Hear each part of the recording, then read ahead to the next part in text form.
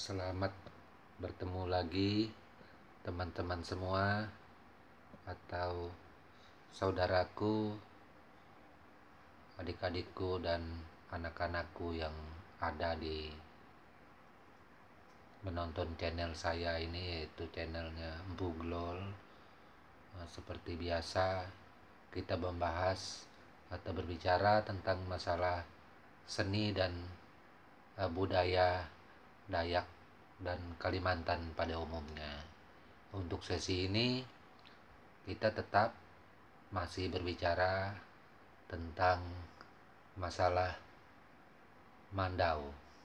Karena untuk hal Mandau ini sebenarnya cukup banyak yang harus dibicarakan dan dikupas sedikit demi sedikit agar semua saudaraku yang ada di sini, anak-anakku, adik-adikku bisa tahu seperti apa Mandau yang bernama Tempilan itu.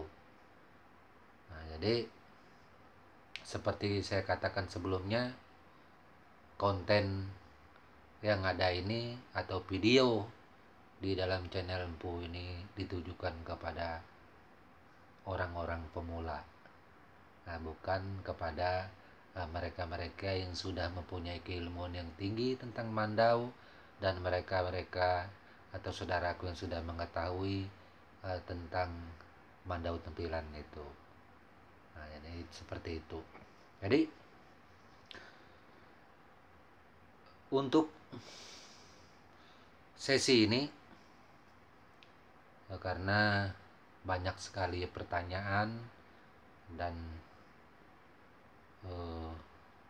mereka atau saudara-saudaraku kepingin tahu tentang berapa lama proses pembuatan Mandau Tempilan yang ada. Jadi pembuatan Mandau Tempilan yang ada itu melalui proses yang cukup lama. Pertama, kita membuat bilah, boleh kepada bilah si tukang tempa, dari tukang tempa, atau kita membuatnya secara pribadi. Mandau tempa tersebut tidak disuruh orang yang membuat. Kadang kita membuatnya juga sendiri seperti itu. Jadi proses pembuatan bilah tempilan ini untuk bilahnya saja paling tercepat 1 hari itu 1 bilahnya. Jadi tidak seperti menempa bilah parang. Kalau bilah parang itu 1 hari bisa 5, 6, bisa sampai puluhan biji. Tapi kalau tempilan, Mandau Tempilan, bilahnya 1 hari 1. Kalau memang orang itu cepat mengerjakannya, paling cepat 1 hari itu 2. Itu juga penempa bilah tempilan yang memang sehari-hari merupakan pekerjaan khusus untuk bilah tempilan saja. Itu cukup lama. Itu baru bilah. Kemudian kita juga menggunakan sarung mendau itu dari kayu gerunggang. Jadi kayu gerunggang ini bermacam-macam, dari gerunggang yang biasa tidak bebaret atau gerunggang yang bebaret seperti ini belang-belang. Itu. Tapi biasanya kalau untuk tempilan yang berkualitas, yang bagus, termasuk nomor 1, biasanya kita menggunakan gerunggang bebaret atau kayu bengris untuk sarung Mandau Tempilan ini. Pengerjaan kayu gerunggang atau kayu bengris untuk sarung Mandau Tempilan itu membutuhkan proses waktu yang lama mengerjakannya. Jadi untuk sarungnya saja biasanya itu paling tercepat 4 hari, 5 hari Mungkin juga sampai 1 minggu baru selesai untuk sarung tempilan saja. Nah, itu belum terhitung dengan kita membuat pengikat pinggangnya yang kami katakan blawit. Belum kita membuat tempusar, belum kita menyulat. Sedangkan untuk menyulat gagang mandau itu membutuhkan jangka waktu paling cepat 2 hari bikin sulatannya. Belum termasuk kita ngukir tanduknya. Itu. Kalau kita ngukir tanduk, gagang sangka atau kenohong, itu kalau saya pribadi nggak tahu mereka yang eh, mungkin saja lebih cepat atau lebih mahir dari saya. Saya kalau satu gagang tanduk itu paling tercepat 1 minggu. Gagang nyetok 1 minggu. Itu. Meski bisa dikerjakan memakai borcun. Itu. Kalau borcun biasanya kawan-kawan lain katanya 1 hari bisa 1. Ada yang katanya 1 hari ngukir tanduk itu bisa dapat 5, bisa lebih memakai borcun katanya. Nah, kalau saya memakai borcun, saya tetap nggak bisa. Itu bukan nggak bisa memakai borcunnya, saya bisa memakai borcunnya, tapi hasil goresan ukiran yang memakai mesin ini belum kena ke hati saya, belum pas. Jadi ketika seumpamanya saya memakai borcun, maka setelah borcun itu ditaruh, saya akan merautnya lagi. Itu karena yang ditonjolkan ini ukiran goresan pakai pisau, bukan ukiran goresan mesin, bukan ukiran memakai alat borcun. Karena ukiran memakai mesin alat borcun tentu sangat berbeda sekali dengan ukiran goresan yang memakai pisau. Itu. Jadi yang tahu itu hanya kita pengukir saja.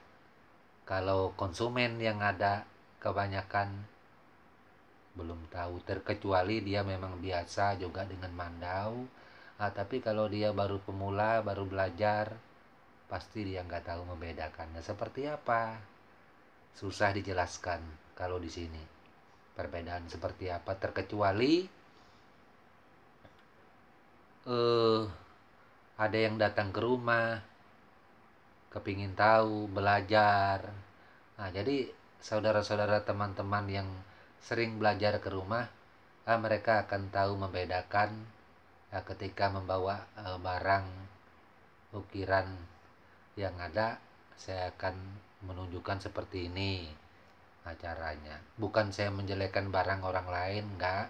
Tetap saya yang membuat memakai borcun, tapi seandainya ini tanduk saya ukir pakai borcun. Ini tanduk kemudian saya ukir dengan pisau. Jadi saya akan dudukkan dua barang ini, saudaraku bisa lihat. Jadi mereka datang ke rumah dan melihat secara teliti dua perbedaan barang ini. Wah, mereka bilang memang agak lain kalau ukiran yang memakai pisau seperti itu. Tapi meski saya bercerita seperti ini, tetap seperti biasa, saya hanya berbicara atau perbedaan ruang lingkup di dalam ukiran saya, tidak menyangkut kawan-kawan yang lain. Jadi ketika saya mengukir memakai borcun, maka hasilnya seperti ini. Ketika saya mengukir pisau, hasilnya seperti ini. Itu. Semoga saja tidak salah paham kawan-kawan yang ada. Itu nanti takutnya dibilang nanti empu kok begini-begini, katanya menghargai saudaranya. Enggak ada maksud apa-apa. Ini dua barang yang saya buat, satu memakai mesin, satu memakai pisau, hasilnya akan seperti ini, seperti itulah kira-kira. Jadi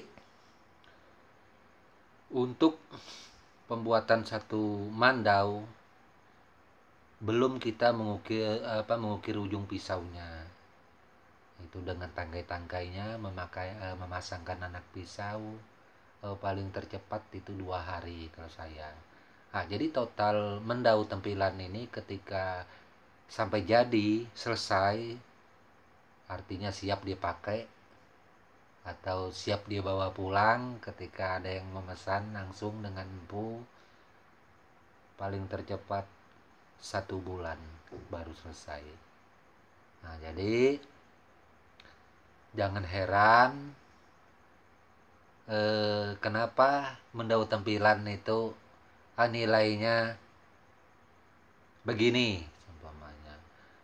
Nilai tempilan lebih baik saya jujur di YouTube ini biar teman-teman semua tahu, saudaraku tahu, adik-adikku tahu, anak-anakku tahu.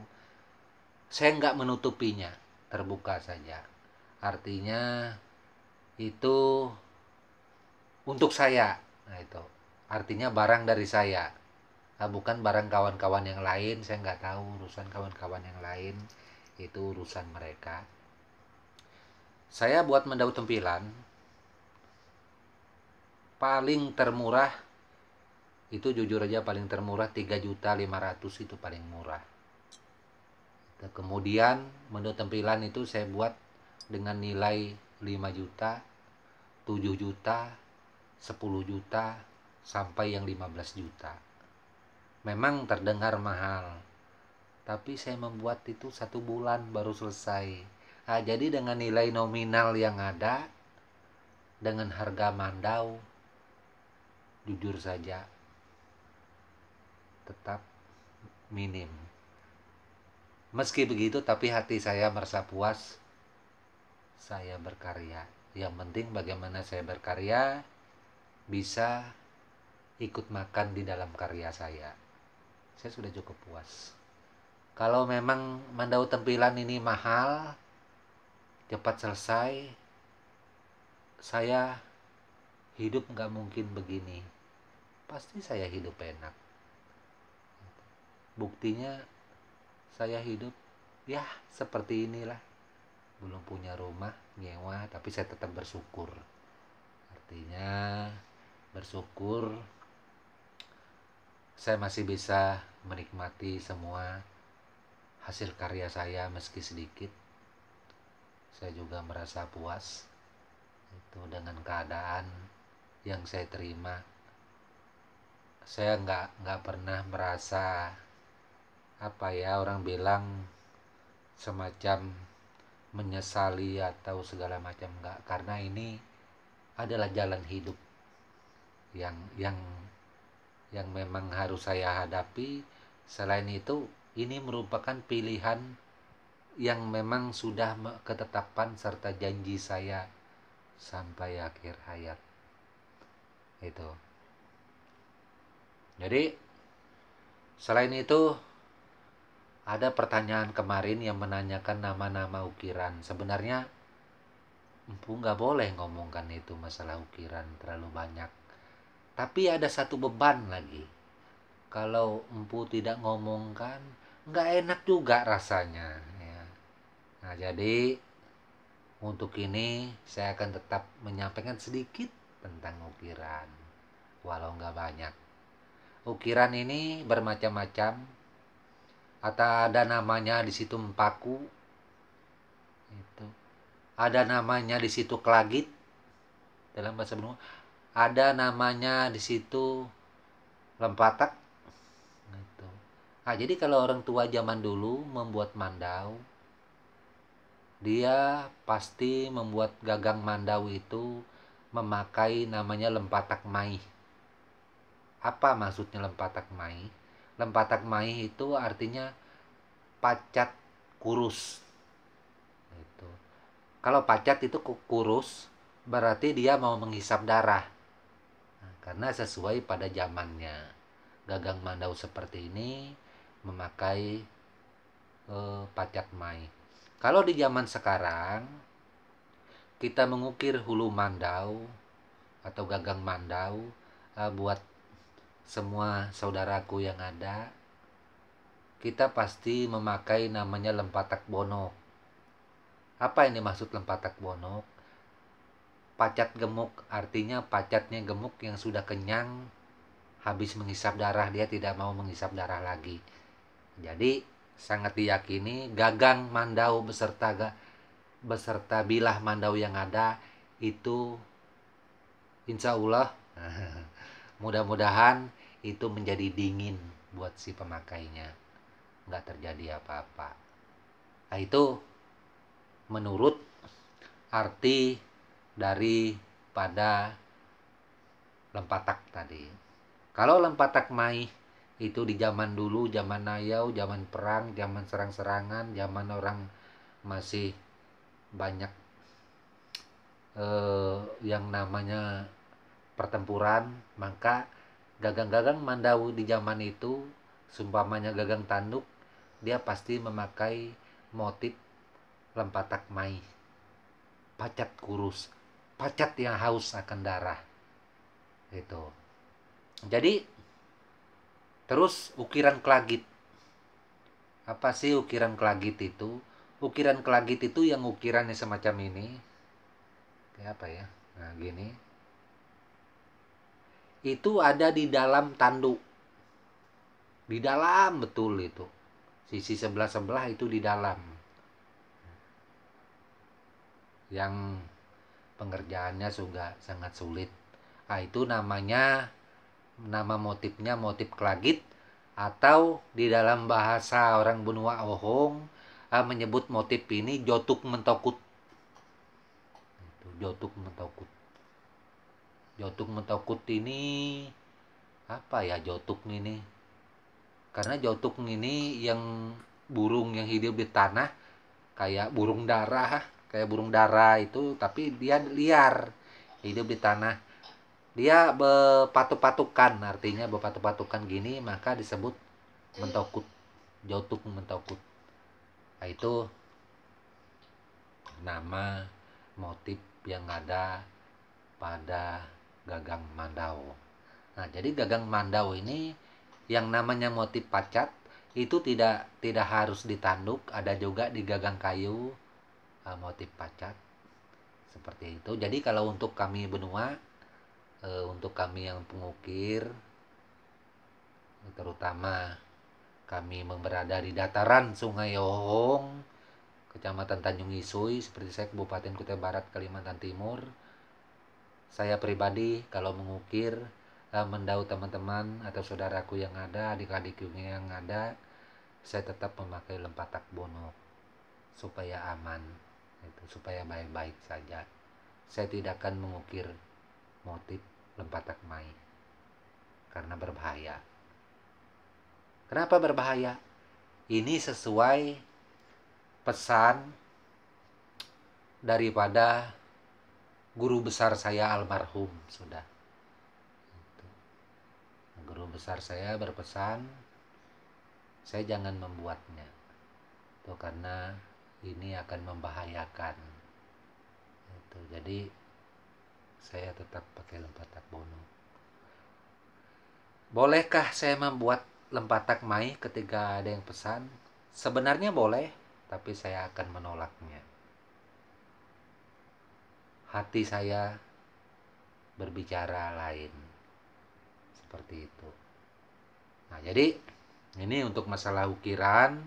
Nah, kemarin saudaraku yang bertanya, meski nggak banyak, saya membuat bocoran sedikit.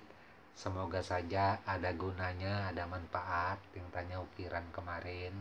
Nah, terus apa aja ukiran ada yang ditanduk selain itu, motifnya banyak macam. Ya, motif naga boleh, motif kerongo boleh. Apa ini maksud dengan kerongo? Nah, kemarin ada saudaraku dari Pasir juga bertanya masalah motif kerongo, yang ada katanya becincin, ada yang katanya begelak, memakai gelang. Kerongo itu biasanya motif kerongo untuk di zaman dulunya digunakan di gagang tanduk, iya juga, di gagang kayu, iya juga, boleh. Itu jadi motif kerongo ini dia mukanya ini ya kayak apa ya, kurus, jelek. Dia dalam posisi seumpamanya memegang lutut, tangan dua memegang lutut, atau dia seperti ini, seperti ini, seolah-olah melamun, atau seolah-olah ada pandangan kosong ke depan.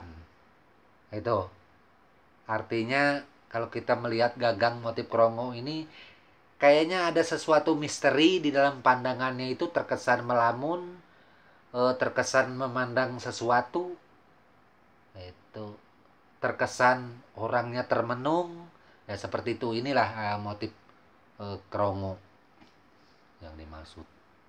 Nah, jadi motif krongo ini dengan motif uwok, motif hantu berbeda lagi, lain itu.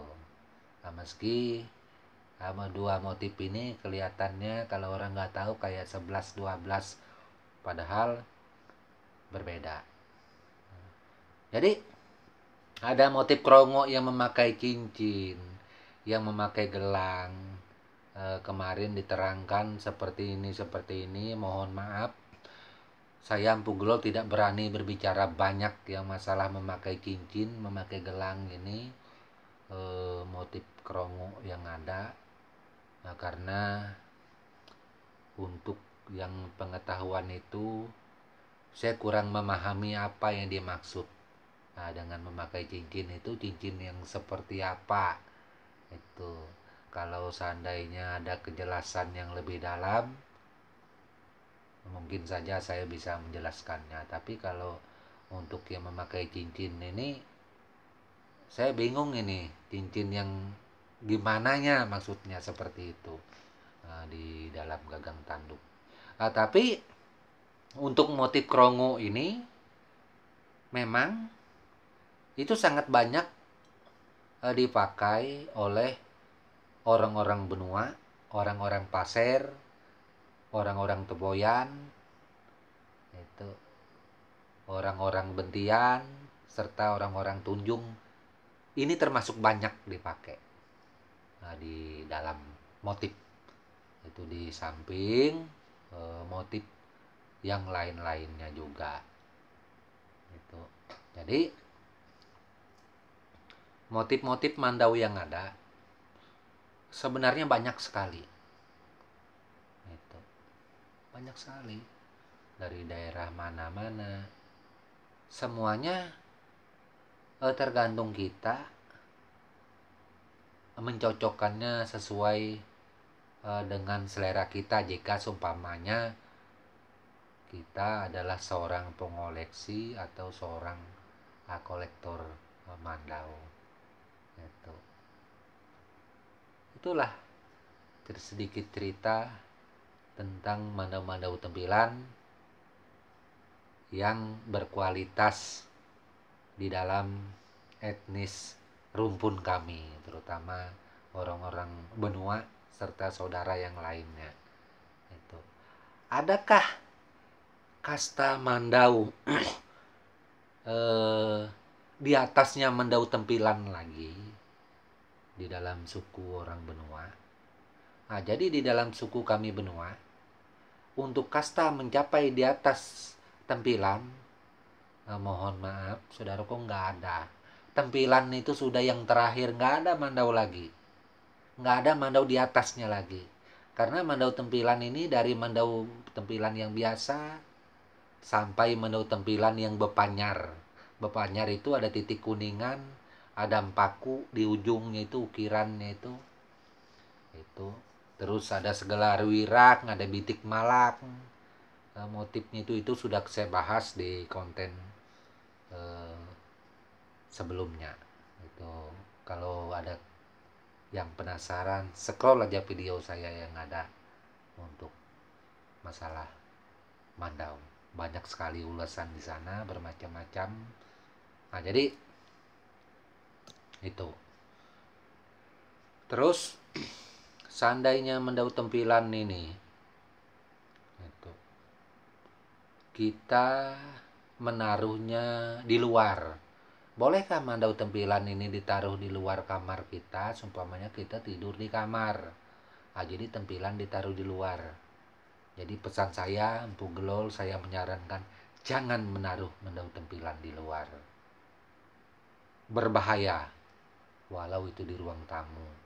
Takutnya ada penjahat, malingnya datang masuk ke dalam rumah, nanti senjata makan tuan. Jadi sebaiknya mandau tempilan itu sesuai tradisi dan adat bahari. Tempilan nggak jauh dari si pemilik. Itu jadi ketika kita berada di kamar, malam mau tidur, tempilan kita masukkan di dalam kamar. Seperti itu. Jangan ditaruh di ruang tamu, di ruang depan. Setelah besok siang, seumpamanya boleh kita taruh di ruang tamu atau di mana tempat-tempat yang kita anggap layak supaya bisa dilihat seandainya teman-teman atau saudara yang ada. Nah, seperti itu. Nah, jadi bisakah mendau tempilan ini bahasa benua itu bilang sawat. Sawat itu apa ya bahasa Indonesia? Kira-kira seperti ini. Seandainya saya pemilik mendau tempilan, saya gantung di dinding.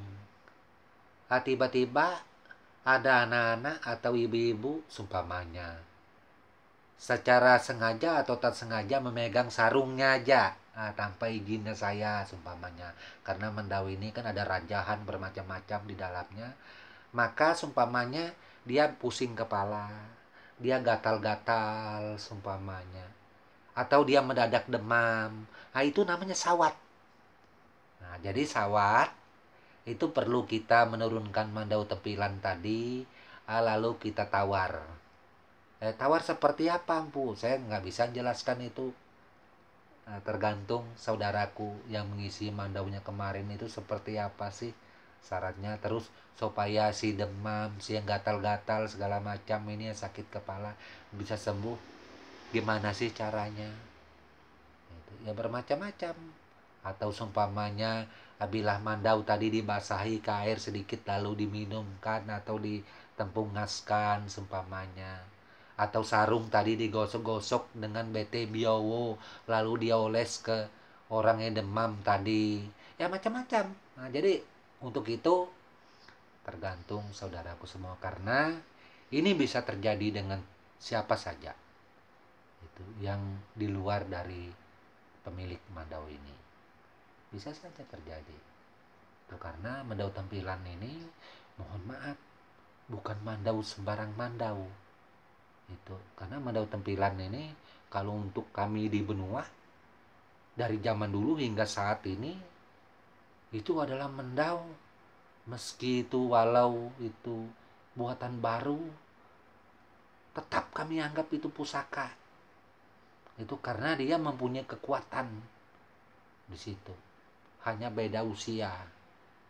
Itu menurut orang kami. Itu. Oke, hanya itu yang dapat saya sampaikan. Semoga saja berguna dan bermanfaat supaya tidak ada beban terhadap pertanyaan-pertanyaan kemarin yang sempat saya tahan, yang tidak diberikan jawaban.